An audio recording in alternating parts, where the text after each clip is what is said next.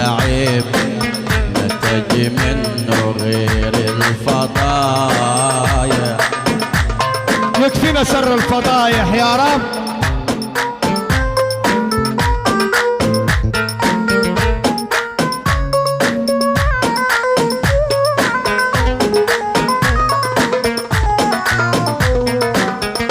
صاحب الزين ينشال في العين تفج منه روايح، أما الردي تجرة العيب نتج منه غير الفضايح، ولا حد خالي من الهم